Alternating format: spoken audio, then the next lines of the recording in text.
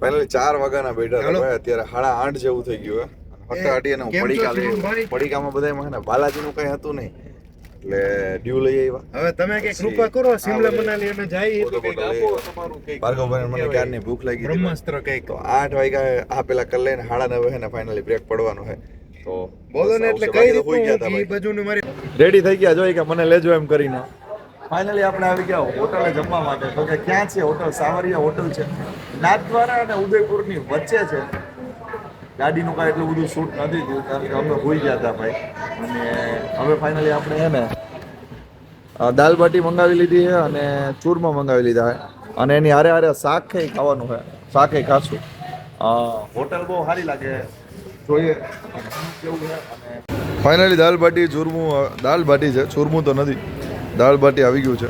ભાર્ગવભાઈએ પણ લઈ લીધું છે, ચાલુ કરી દીધું. ભાઈ પહેલી વાર આપણે રાજસ્થાનની કોઈ હોટલમાં જમીએ છીએ, બરાબર. રાજસ્થાન પહેલી વાર આપણે આવ્યા. મુંબઈ ગયા છીએ પણ ગુજરાતની બહાર બીજા એક સ્ટેજ આપણે મળ્યા. સ્ટેજ નહીં, સ્ટેજ નથી ભાઈ. ભાઈ બહુ જોરદાર ડિનર રહ્યું, મજા આવી ગઈ. આપણને કહેવાય ને કે ઓરિજિનલ જે દાલ બાટીનો સ્વાદ છે ને એ આપણને અહીંથી મળ્યો. ભાર્ગવભાઈને પૂછીએ, ભાર્ગવભાઈ કેવું રહ્યું? બહુ જ જોરદાર. ઓરિજિનલ દાલ બાટી ખાવો તો આપણે રાજસ્થાન જ આવવું પડે. એટલે મને છે ને એક વાત એવી શીખવા મળી ભાઈ કે કોઈ પણ પર્ટિક્યુલર રીઝન હોય ને, રીઝન વાઇઝ છે ને એનો સ્વાદ હોય. મતલબ તો આ છે ને એ સાવરિયા હોટલ છે. આ તમે જોવો છો ને એ હોટલ સાવરિયા છે, રાઈટ.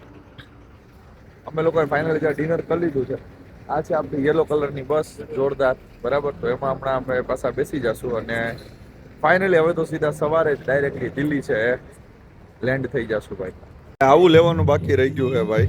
હા લઈ લીધો આપણે ફાઇનલી. ભાઈ મસ્ત મજાનો પહેલા દિવસે હિસાબ કરી લીધો, ટેલી કરી લીધા રૂપિયા. ડન ને ભાર્ગવભાઈ? ડન થઈ ગયું ને? ડન છે, ડન છે. ફાઇનલી ભાઈ આપણે ઉતરી ગયા, લેન્ડ થઈ ગયા છીએ અને હવે જઈએ આપણે હોટલ બાજુ. 200 રૂપિયા, 200 રૂપિયા. હા લ્યો જો ટ્રાફિક જો દિલ્હીનો. ઓટોમાં બધું રેડી થઈ ગયું છે. ફાઇનલી બેસી જાય ઓટોની અંદર અને પહોંચી જાવ ભાઈ આપણે હોટલે. આ ગાયનો નાસ્તો ચાલુ કરી દીધો. 500 meters, turn right onto Abdul Ghaffar Khan Marg. દિલ્હીનો નાસ્તો કા? દિલ્હીનો નાસ્તો કાકા રિક્ષામાં જો ચાલુ કરી દીધો હે. જોરદાર.